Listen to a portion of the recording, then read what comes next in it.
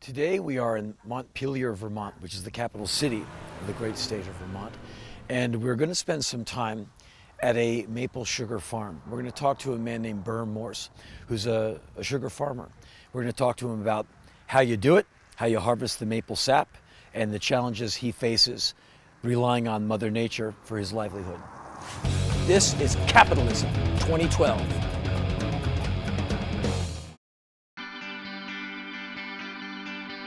This is a good example of a good, healthy maple tree.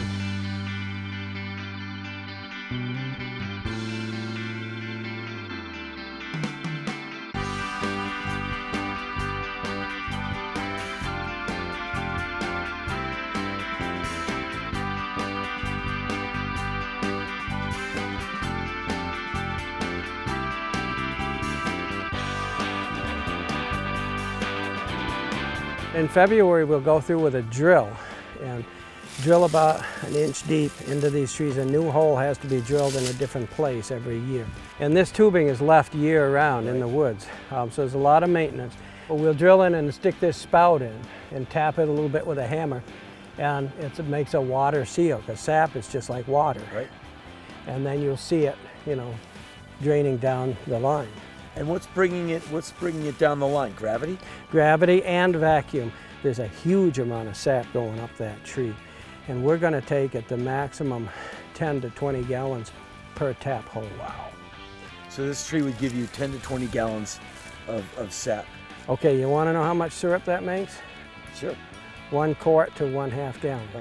The very maximum you're going to get is a 1/2 gallon of syrup. Like any farmer, you are dependent on Mother Nature.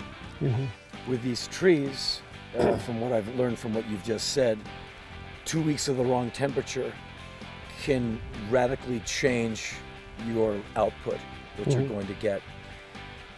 Some of these weather changes, some people argue, is this a fluke in the weather? Is this Mother Nature? Or is this global climate change, what it's now called?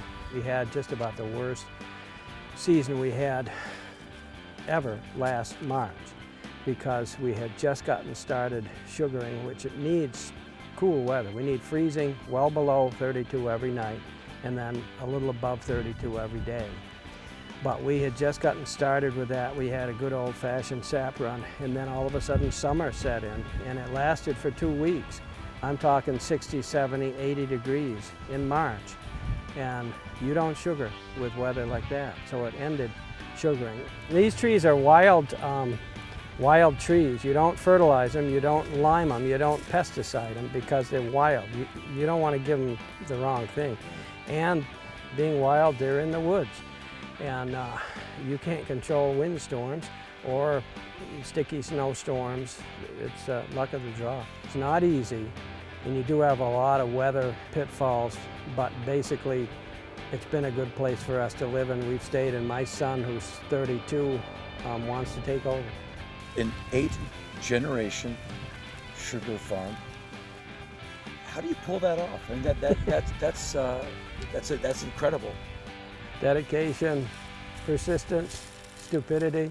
I don't know.